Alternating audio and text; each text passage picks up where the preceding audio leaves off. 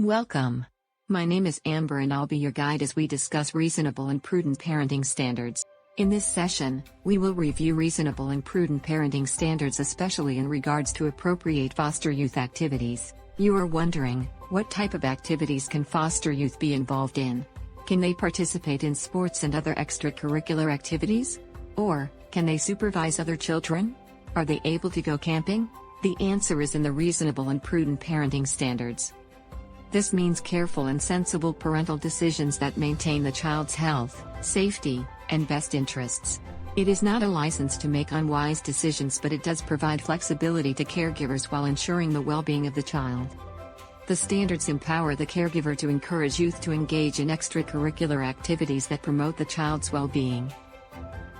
The standards allow for reasonable parenting decisions to be made by the out-of-home caregiver without waiting to obtain a social worker or juvenile court approval. Additionally, the standards aim to remove barriers to recruitment and retention of high-quality foster caregivers. A central goal is to give the child a sense of normalcy. Always remember that foster youth have the right to participate in extracurricular, enrichment, and social activities and to have social contacts outside of the foster care system. You are wondering whether the foster youth may attend a special event, a sports match, or a concert. These activities are all covered under the reasonable and prudent parenting standards. Key question to ask yourself when evaluating activities include: does the activity seem reasonable, and does this actively assist in normalizing life in foster care? Is the activity safe and consistent with the age and maturity of the child? Questions often come up in three areas: supervision, travel, or school and extracurricular activities. Let's discuss some of these. Foster parent may use babysitter for no more than 24 hours at a time, on an occasional basis. Babysitter may be under 18 but must have maturity. Foster youth may be babysitters but cannot be forced to do so. A resource parent is permitted to leave a foster youth age 10 or older home alone on an occasional basis without adult supervision, but definitely cannot leave a foster youth unsupervised overnight.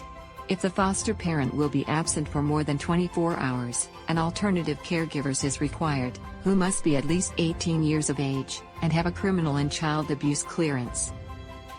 In regards to cell phones, although resource parent cannot prohibit the foster youth from acquiring a cell phone, the foster parent can set limitations as to use of phones.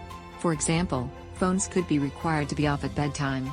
Restrictions to phone usage are not applicable in regards to communication with relatives, unless prohibited by court order.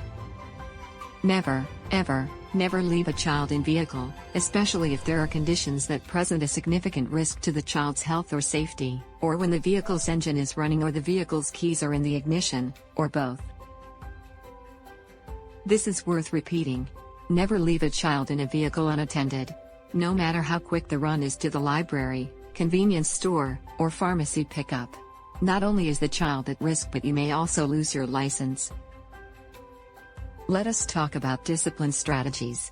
A resource parent may prevent a foster child from attending a specific activity as appropriate discipline for misbehavior, but the frequency and scope of that discipline cannot result in an effective denial of the youth's right to participate in extracurricular and other enrichment or social activities.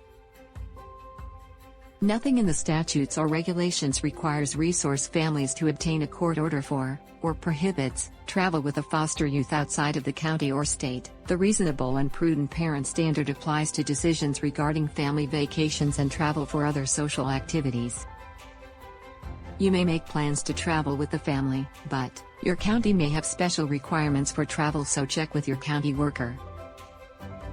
The standards explicitly apply to decisions regarding school trips and travel for other extracurricular, enrichment and social activities. But check with your county worker to see if the county has any additional requirements or stipulations about travel. Please be aware that a caregiver is not authorized to give consent for a foster child under the age of 18 to obtain a tattoo, body piercing, or permanent cosmetic applications.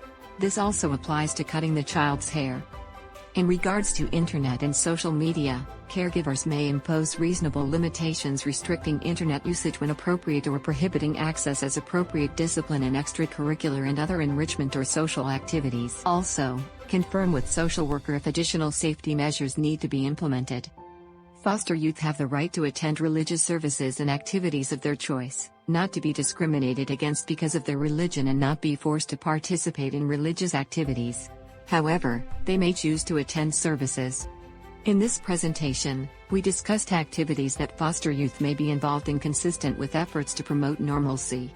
Foster parents may authorize these activities consistent with prudent parenting standards, so go ahead, consider allowing your foster youth to participate in extracurricular activities, including camping. They will surely enjoy the experience. Thank you for carefully listening. For additional information, visit Knott's Family Agency, where we focus on parent delight, so that there are happy parents nurturing children. The website is www.knottsfamilyagency.org.